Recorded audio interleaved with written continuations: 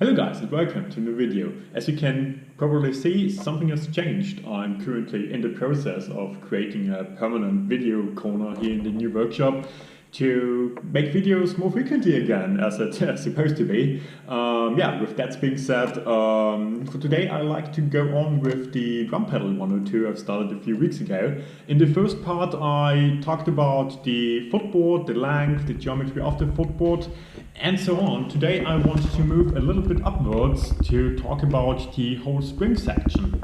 So think we have nothing to lose, let's go. So to make it short and simple, what I've experienced is that most people, me included, previously like to crank up the spring tension in order to have a more responsive pedal. So to keep it simple, I'm going to focus on how to increase the spring tension, because there are different ways, more and less efficient ways to do so. Obviously, if you want to go the other direction, if you're looking for a softer, smoother pedal, you can actually go the other way around. So the first and most obvious way to work on the spring tension, to adjust it, is to adjust I like to call it the basic tension of the spring, or the pre-tension of the spring. That's usually done by some screws underneath the spring, which just tighten the screw on its basic level. That means the pedal feels tighter on its basic level, and also feels tighter on when the beta hits the drum head. So you probably shift the whole level upwards. That is the very last thing I would recommend to do, because it is also the most inefficient way to increase the spring tension. Before that, I would highly recommend to just, if possible, go to a hardware store or shop some different springs online, not on a music store or something else. Just try to look up different springs on the internet. I just recommend to get as many different springs as possible in order to experiment with the spring itself. So if you're looking for a more progressive reacting pedal, as we are doing now, the first thing you could do is to go for a thicker spring, which means that the spring, the tension of the spring, or the stress of the power of the spring increases faster compared to a regular or a thinner spring. What I want to say is, if you pull a thicker spring apart, it is way harder to do on a shorter distance compared to a thinner spring. So the curve isn't doing like this, the curve is going pretty steep. That means that you build up way more momentum, way more stress doing a shorter movement on the whole pedal. Another way you could do, or you could try out, is to use a shorter spring with the same thickness as your standard spring, because that would do exactly the same thing. If you keep the same beta rotation, the same beta angle on a longer spring compared to a shorter spring, both would get pulled apart about a centimeter, let's say, but a centimeter on a shorter spring is way more dramatic in terms of the basic tension on the spring compared to a longer spring.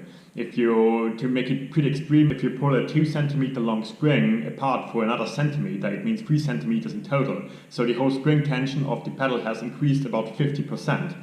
If you do the same thing on a spring that is 10 centimeters long, you increase it for another centimeter. That means that it is just 10% of its basic tension. So once again, it's pretty similar to the experiment of just using a thicker spring. The power, the pre-stress in the spring just increases more drastically, and that results once again in a more progressive feeling pedal.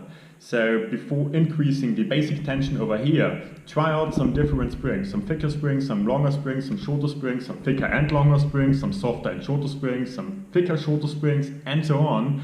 Because that is usually where the magic happens. And the problem here is that there is no right or wrong. It depends highly on personal preferences, and it also highly depends on other parameters like the pedal use, the beta angle, the whole beta rate, and so on. So the drive, and plenty of other parameters. So I mean, there are various combinations that are a lot of fun to play with, and there are combinations that don't work at all. But the problem is, if you don't try it out, you don't know if it's something or not.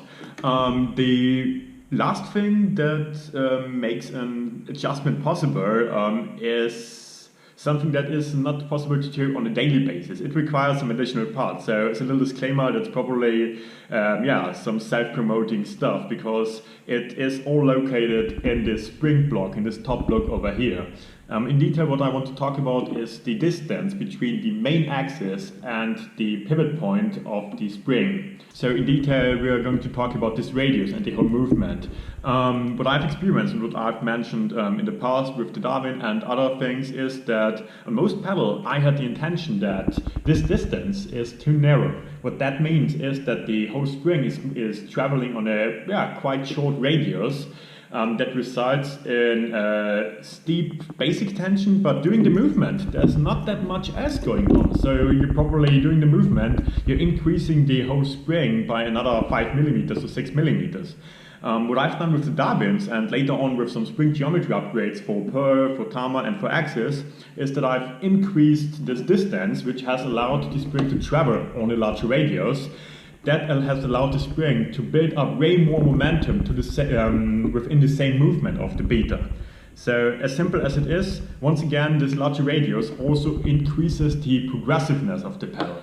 So to summarize it, there are 3 points where you can increase the progressiveness and not the basic tension, which actually do a pretty impressive and a pretty efficient step forward if you're looking, once again, for a higher spring tension or for a more progressive pedal. If you're looking for a softer pedal, just go the other way around. Use a thinner spring or use a longer spring. But as it said, these 3 points, so the spring itself, the length, the thickness, and this distance over here, are the facts that I would highly recommend to experiment with if you're looking for a different setting on your whole pedal, on the responsiveness of the pedal. The very last thing I would recommend to do is to increase the basic tension, because what that does is it just shifts the whole tension to another level. So you have a pretty tight feeling pedal on the basic setting, and you also have a pretty tight feeling pedal on the end of the beta movement, which results in a pretty inefficient way of playing, because you always need to work against the pedal. Obviously, all the force you need to build up to press into the pedal doesn't end at the drumhead. It ends somewhere in the spring area here. So with that being said, I hope that I'm not messed up completely and that at least it was somehow understandable. So I think that's it with this little part of the drum pedal 102, the second part now, and the spring tension in general, or the spring setup.